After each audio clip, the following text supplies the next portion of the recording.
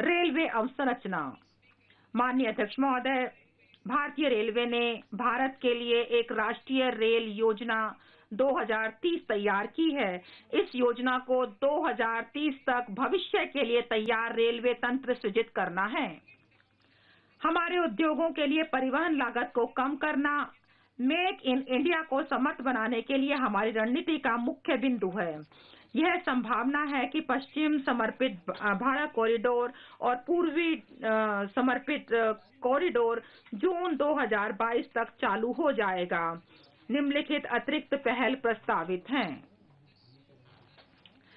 2021-22 में पूर्वी डीएफसी का सोननगर गोमो खंड 263.7 किलोमीटर पीपीपी मोड में शुरू किया जाएगा और यह इस वर्ष शुरू किया जाएगा। 274.3 किलोमीटर का गोमो दानकुन्नी खंड भी इसके तत्काल बाद शुरू किया जाएगा। हम भावी कॉरिडोर परियोजना को निष्पादित करेंगे। नामतः खड़गपुर से विजयवाड़ा तक पूर्वी तट कॉरिडोर, भुसावल से खड़गपुर से दानकुनी तक पूर्वी पश्चिम कॉरिडोर और इटारसी से विजयवाड़ा तक उत्तर दक्षिण कॉरिडोर। प्रथम चरण में विस्तृत परियोजना रिपोर्टें निष्पादित की जाएंगी। विद्युतीकृत broad gauge route kilometre RKM 46,000 RKM अर्थात आरकेएम है ये 46,000 किलोमीटर, मतलब 1 अक्टूबर 2020 को 41,548 आरकेएम से 2021 के अंत तक 72% विस्तार तक पहुंचने की संभावना है और ब्रॉडगेज रूटों का 100% विद्युतीकरण दिसंबर 2023 तक पूरा हो जाएगा। यात्रियों की सुविधा के लिए और सुरक्षा के लिए निम्नलिखित उपाय प्रस्तावित हैं। हम यात्रियों के लिए एक बेहतर यात्रा अनुभव प्रदान करने के लिए पर्यटक रूटों पर सौंदर्यपरक रूप से डिजाइन किए गए विस्टाडोम LHV कोच आरंभ करेंगे। गत कुछ वर्षों में किए गए सुरक्षा उपायों के परिणाम प्राप्त हुए हैं। इस प्रयास को और सुदृढ़ करने के लिए भारतीय रेलवे के उच्च घनत्व नेटवर्क और उच्च उपयोग किए गए नेटवर्क रूटों को देसी रूप से विकसित स्वचालित ट्रेन संरक्षण प्रणाली प्रदान की जाएगी, जो मानवीय त्रुटि के कारण ट्रेन टकराने से समाप्त हो जाएगी।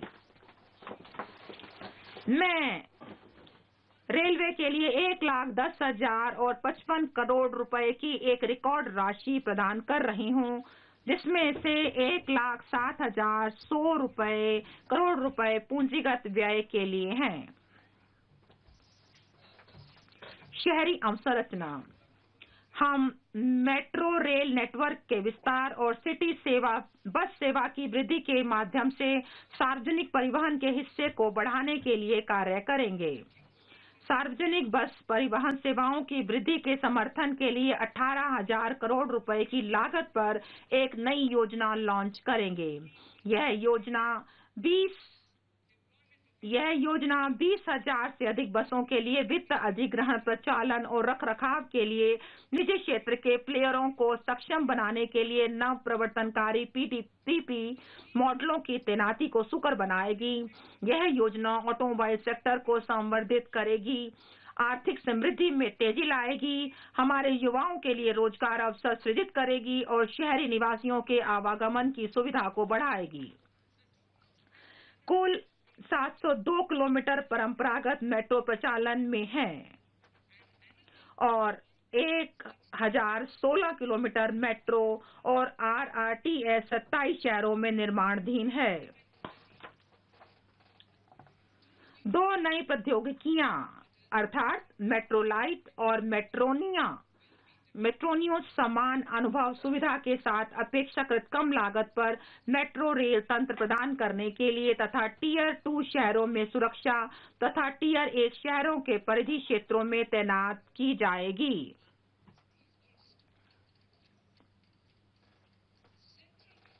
केंद्रीय हिस्से की धनराशि निम्नलिखित को दी जाएगी। कोची मेट्रो रेलवे फेज 2, जिसकी लंबाई 11.5 किलोमीटर और लागत 1,957.05 करोड़ रुपए होगी। चेन्नई मेट्रो रेलवे फेज 2, जिसकी लंबाई 118.9 किलोमीटर और लागत 63.246 करोड़ रुपए होगी। Bengaluru metro railway project phase 2A और 2B, जिसकी लंबाई 58.19 किलोमीटर और लागत 14,788 करोड़ रुपए होगी। नागपुर मेट्रो रेल परियोजना फेज 2 और नासिक मेट्रो, जिसकी लागत क्रमशः 5,976 करोड़ रुपए और 2,092 करोड़ रुपए होगी। विद्युत अवसंरचना।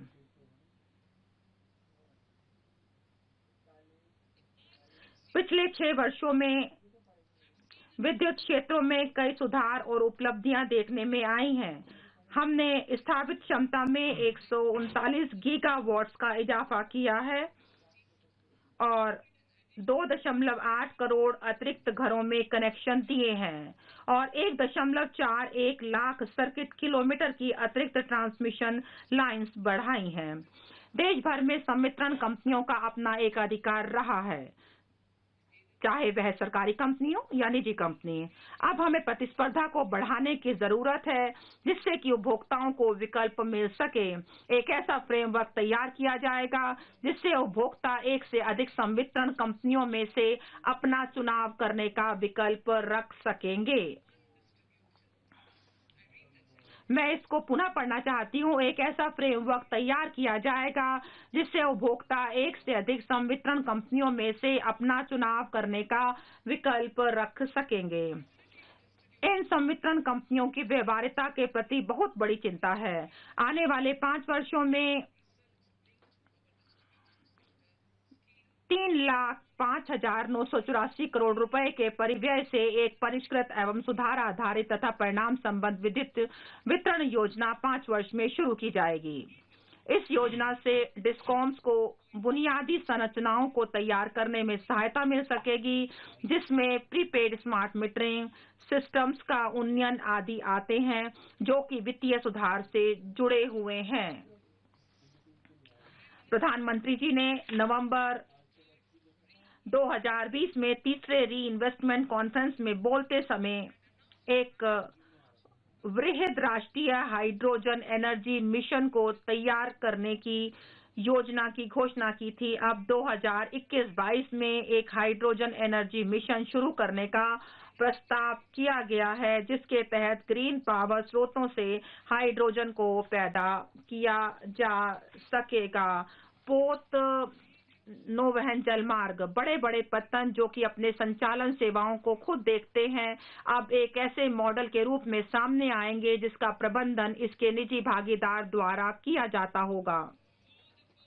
इस उद्देश्य के लिए वित्तीय वर्ष 2021-22 में सरकारी व निजी भागीदारी पीपी के तहत प्रमुख पत्तनों के द्वारा 7 परियोजनाएं प्रस्तावित की जाएंगी, जिनके तहत 21-22 में और इसके तहत 2,000 करोड़ रुपए से अधिक होगी।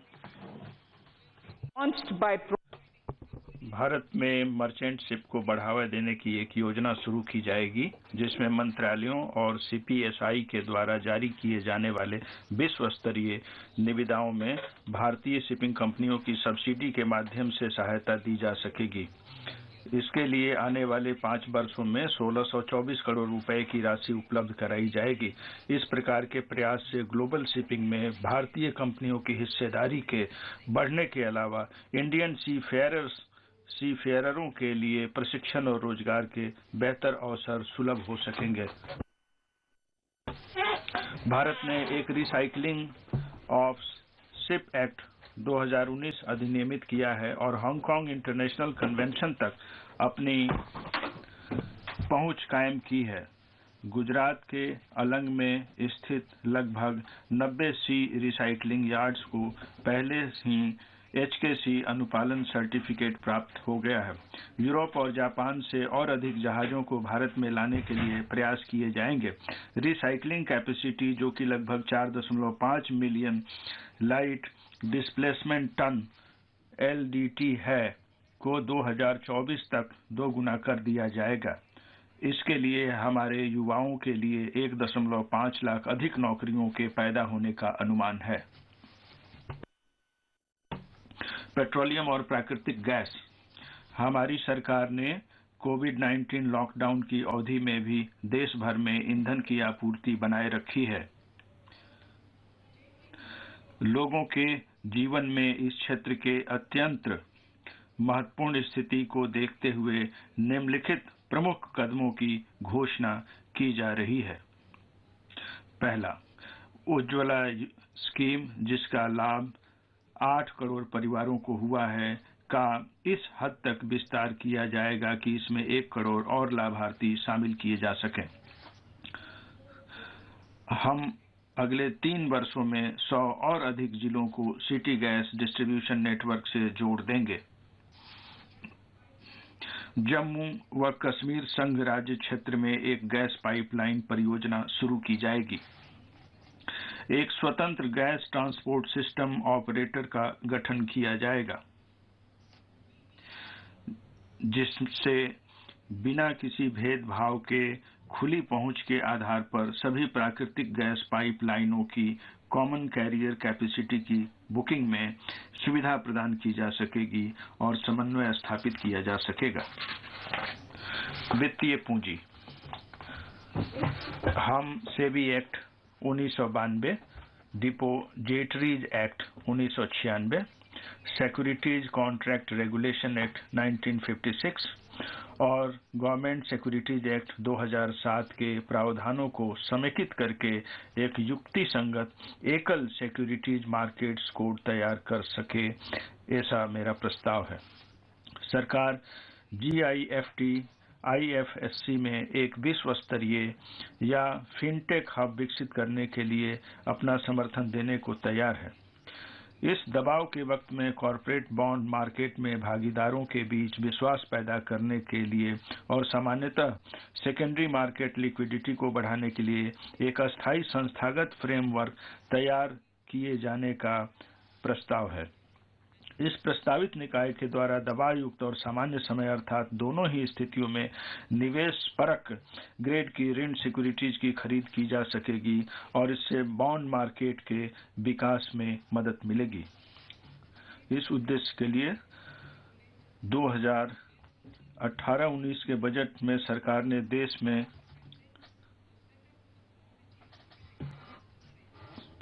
सोने के विनिमय को विनियमित करने के लिए एक व्यवस्था स्थापित करने की अपनी मंशा की घोषणा की थी।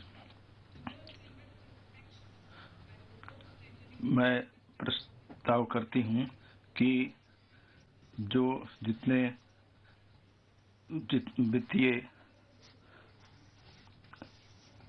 गैर परंपरागत ऊर्जा क्षेत्र को और अधिक बढ़ावा देने के लिए मेरा प्रस्ताव भारतीय सौर ऊर्जा निगम में 1000 करोड़ रुपए और भारतीय नवीकरणीय विकास एजेंसी में 1500 करोड़ रुपए की अतिरिक्त पूंजी को लगाने का है। मैं बीमा क्षेत्र में FDI को बढ़ावा देने के लिए मेरा प्रस्ताव बीमा अधिनियम 1938 में संशोधन किए जाने का है, जिससे इसके लिए बीमा कंपनियों में अनुज्ञेय FDI सीमा को 49% से बढ़ाकर 74% की जा सके और सुरक्षा उपायों को अपनाते हुए विदेशी स्वामित्व और नियंत्रण को स्वीकृति दी जा सके। इस नई संरचना के अंतर्गत बोर्ड के ज्यादातर निवेशक और प्रबंधन से जुड़े प्रमुख व्यक्ति रेजिडेंट इंडियन होंगे, जिनमें कम से कम 50% निदेशक स्वतंत्र निदेशक होंगे और लाभ का एक विशेष प्रतिशत सामान्य रूप से आरक्षित रखा जाएगा। एक नई संरचना को स्थापित करके तनावग्रस्त परिसंपत्ति का समाधान। सार्वजनिक क्षेत्र के बैंक अपने संकटग्रस्त परिसंपत्ति के लिए उच्च स्तर का प्रावधान कर सके, इसके लिए ऐसे उपाय की जरूरत है जिससे बैंक के बही खाते ठीक हो सके। एक एसेट रिकंस्ट्रक्शन कंपनी लिमिटेड और एसेट मैनेजमेंट कंपनी का गठन किया जाएगा, जिससे वर्तमान के तनावग्रस्त ऋण को समेकित किया जा सके और उसे अपने हाथों में लिया जा सके। फिर उसके बाद उस परिसंपत्ति का वैकल्पिक निवेश कोष में निपटान किया जा सके और अन्य सक्षम निवेशकों को दिया जा सके ताकि उसका अंतिम मूल्य प्राप्त हो सके। PSE पीएसबी का पुनर्पूंजीकरण। पीएसबी की वित्तीय क्षमता को और अधिक समेकित करने के लिए वर्ष 2021-22 में 20,000 करोड़ रुपए और का पुनः पूंजीकरण किए जाने का प्रस्ताव है। जमा बीमा। पिछले वर्ष सरकार ने बैंक ग्राहकों के लिए डिपॉजिट बीमा कवर को 1 लाख रुपए से बढ़ाकर 5 लाख रुपए तक कर दिए जाने के लिए अपनी मंजूरी दे दी थी। हम इसी सत्र में DICGC एक्ट 1961 में संशोधन करने का प्रस्ताव लाएंगे, जिससे कि इसके प्रावधानों को स्ट्रीमलाइन किया जा सके, ताकि यदि कोई बैंक अस्थायी रूप से अपने दायित्वों का निर्वहन करने में असफल हो जाता है, तो ऐसे बैंक में जमा करने वाले व्यक्ति आसानी से समय पूर्वक अपनी जमा राशि को इस सीमा तक प्राप्त कर सकें जिस सीमा तक वह बीमा कवरेज के अंतर्गत आती हो। इससे बैंक के उन जमाकर्ताओं को मदद मिल सकेगी जो कि इस समय तनावग्रस्त हैं। छोटे मोटे कर्जदारों के हितों को सुरक्षा प्रदान करने के साथ साथ क्रेडिट की व्यवस्था में सुधार लाने के लिए NBFC के लिए, जिसकी न्यूनतम परिसंपत्ति 100 करोड़ रुपए तक की हो सकती है, सिक्योरिटाइजेशन एंड रिकंस्ट्रक्शन और financial assets and enforcement of securities interest act 2002 के अंतर्गत ऋण वसूली के लिए पात्र न्यूनतम ऋण की सीमा को 50 लाख रुपए के वर्तमान स्तर से कम करके 20 लाख रुपए तक करने का प्रस्ताव किया जा रहा है। कंपनी मामले। कंपनी अधिनियम 2013 के अंतर्गत प्रक्रियागत और तकनीकी रूप से समन किए जाने वाले अपराधों को समाप्त किए जाने का काम अब पूरा हो गया है। अब हमारा प्रस्ताव लिमिटेड लायबिलिटी पार्टनरशिप एक्ट 2008 को अपराध मुक्त बनाने के लिए अगला कदम उठाए जाने का है। माननीय अध्यक्ष महोदय, मेरा कंपनी अधिनियम 2013 के अंतर्गत लघु कंपनियों की परिभाषा में संशोधन करने का प्रस्ताव है,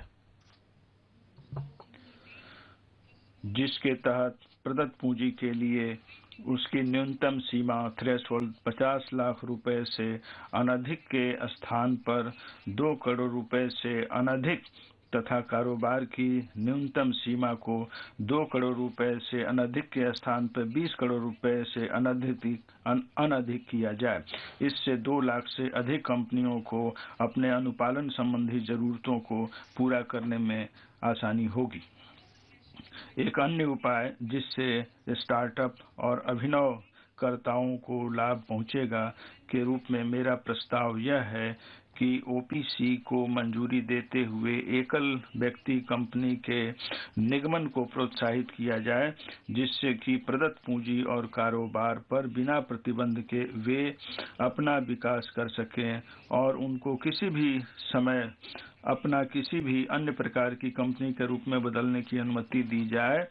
OPC के गठन के लिए भारतीय नागरिक के रूप में उनके आवासन की सीमा को 182 दिन की रखी गई है, उसे 120 दिन की जाए और अनिवासी भारतीयों NRI को भारत में अपनी OPC स्थापित करने की अनुमति दी जाए। विवादों का तेजी से समाधान सुनिश्चित करने के लिए NCLT फ्रेमवर्क को मजबूत बनाया जाएगा, ई-कोर्ट सिस्टम को लागू किया जाएगा और MSME के लिए ऋण समाधान की वैकल्पिक व्यवस्था और विशेष फ्रेमवर्क को लागू किया जाएगा। आने वाले राजकोषीय वर्ष 2021-22 के दौरान हम data analytics, artificial intelligence, machine learning चालित MCA 21 वर्जन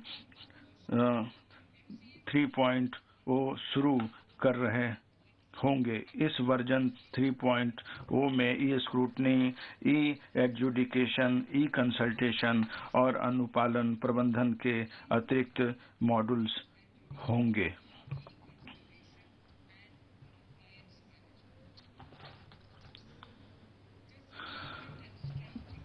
विनिवेश और रणनीतिक विक्रय। कोविड-19 के बावजूद हम रणनीतिक विनिवेश की दिशा में कार्य कर रहे हैं। BPCL, air India, shipping corporation of India, container corporation of India, IDBI bank, BEML, Pawan Hans, Nilachal इस्पात लिमिटेड के साथ होने वाले कई लेन देन 2021-22 में पूरे हो जाएंगे। वर्ष 2021-22 में हम IDBI बैंक के अलावा 2 सार्वजनिक क्षेत्रीय बैंकों और एक सामान्य बीमा कंपनी का भी निजीकरण करने का प्रस्ताव रखते हैं। इसके लिए वैधानिक संशोधनों की जरूरत पड़ेगी और इसी सत्र में ही हम इन संशोधनों को लाने का हमारा विचार है। 2021-22 में हम LIC का IPO भी लाएंगे, जिसके लिए मैं इसी सत्र में अपेक्षित संशोधन ला रही हूं। आत्मनिर्भर पैकेज के अंतर्गत हमने घोषणा की थी कि हम सार्वजनिक क्षेत्र के उपक्रमों में रणनीतिक निवेश की एक नीति लाने वाले हैं। सदन को सूचित करते हुए मुझे हर्ष हो रहा है कि सरकार ने उक्त नीति को अनुमोदित कर दिया है। इस नीति में सभी गैर सामरिक और सामरिक क्षेत्रों में विनिवेश का एक सुस्पष्ट मार्गदर्शन दिया गया है। हमने अपने पास ऐसे 4 क्षेत्रों को ही रखा है जो सामरिक दृष्टि से महत्वपूर्ण है, जिसमें न्यूनतम CPSE को बनाए रखा जाएगा और बाकी का निजीकरण कर दिया जाएगा। बाकी क्षेत्रों में सभी CPSI का निजीकरण किया जाएगा। इस नीति की मुख्य बातें अनुबंध 3 में उल्लिखित कर दी गई हैं। विनिवेश की नीति में तेजी लाने के लिए मेरा NITI से कहना है कि यह केंद्रीय सार्वजनिक क्षेत्र की उन कंपनियों को अगली सूची तैयार करे जिसमें रणनीतिक रूप से विनिवेश किया जाना है। इसी तरह राज्यों को भी अपने निजी क्षेत्र की कंपनियों में विनिवेश करने के लिए प्रोत्साहित करने के लिए हम राज्यों के लिए केंद्रीय कोष से एक प्रोत्साहन परक पैकेज लाने वाले हैं। बेकार पड़ी संपत्तियों का आत्मनिर्भर भारत के निर्माण में कोई योगदान नहीं होने वाला है। ये नॉन कोर परिसंपत्तियों में ज्यादातर वे अतिरिक्त भूमि आती हैं जो कि सरकार के मंत्रालयों, विभागों तथा सार्वजनिक क्षेत्र के उपक्रमों के पास पड़ी हैं। इन जमीनों का मुद्रीकरण या तो सीधे उनकी बिक्री करके या रियायत देकर या इसी प्रकार के अन्य साधनों से किया जा सकता है। इसके लिए विशेष योग्यता की जरूरत है और इस उद्देश्य के लिए मेरा प्रस्ताव है कि किसी ऐसी कंपनी के रूप में विशेष प्रयोजनीय साधन का प्रयोग किया जाए जो कि इस कार्य को पूरा कर सकें। बीमार पड़ी या घाटे में चलने वाली CPSE को समय से बंद करने के लिए हम एक ऐसे संशोधित तंत्र को लागू करने वाले हैं जिससे इन इकाइयों को बंद किया जा सकेगा। हमने विनिवेश में 2021-22 में 1,75,000 करोड़ रुपए की प्राप्तियों का अनुमान लगाया है।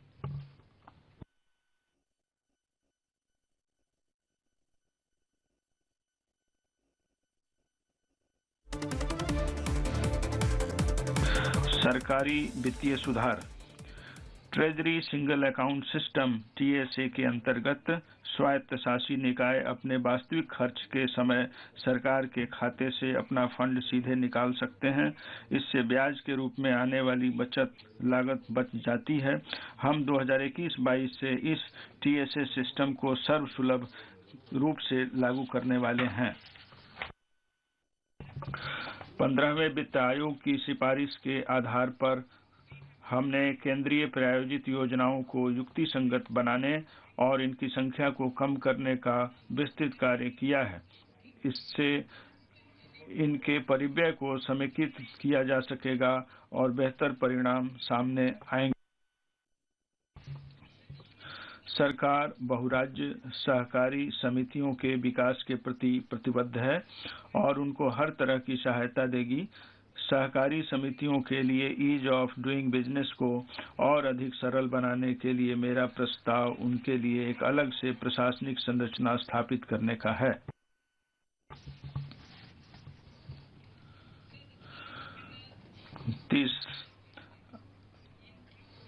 आकांक्षी भारत का समग्र विकास। माननीय अध्यक्ष महोदय, इस स्तंभ के नीचे हम कृषि और इससे संबंधित क्षेत्रों, कृषक कल्याण और ग्रामीण भारत, प्रवासी श्रमिकों और मजदूरों और वित्तीय समावेशन को कवर करने वाले हैं। कृषि।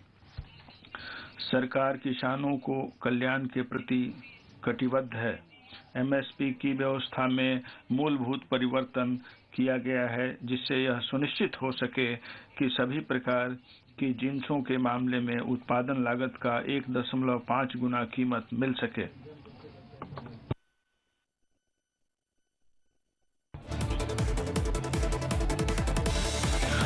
खरीद का कार्य भी अब तेजी से जारी है। इसके परिणाम स्वरूप किसानों को पर्याप्त भुगतान किए जाने के मामले में बढ़ोतरी हुई है।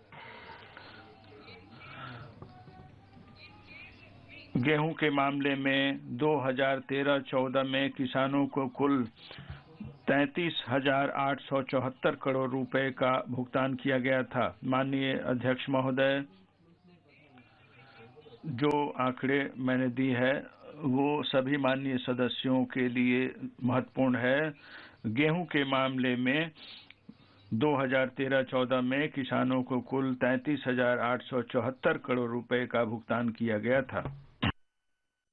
2019-20 में यह राशि 62,802 करोड़ रुपए थी और 2020-21 में स्थिति और भी अच्छी हुई तथा किसानों को कुल 75,060 करोड़ रुपए का भुगतान कर दिया गया है।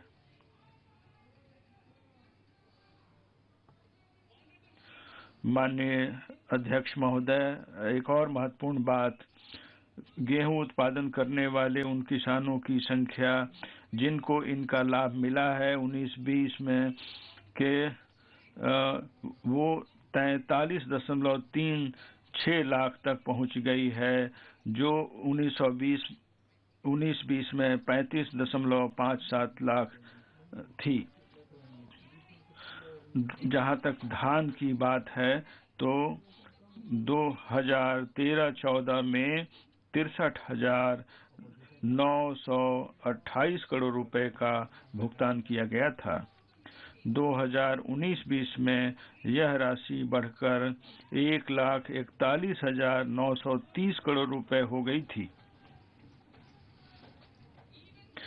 यहाँ तक कि 2020-21 में स्थिति और भी बेहतर हुई और इस अवधि में यह 2020-21 में यह स्थिति और भी बेहतर हुई और इस अवधि में ये खरीद जारी है, इसलिए मैं अंतिम आंकड़े नहीं दे सकती हूँ। इस अवधि में यह राशि बढ़कर 1,72,752 करोड़ रुपए हो जाने का अनुमान है। इसका लाभ प्राप्त करने वाले किसानों की संख्या जो 2019-20 में 1.24 करोड़ थी, वह बढ़कर 2020-21 में 1.54 करोड़ हो गई है। इसी तरह दालों के मामले में माननीय अध्यक्ष महोदय 2013-14 में 236 करोड़ रुपए का भुगतान किया गया था।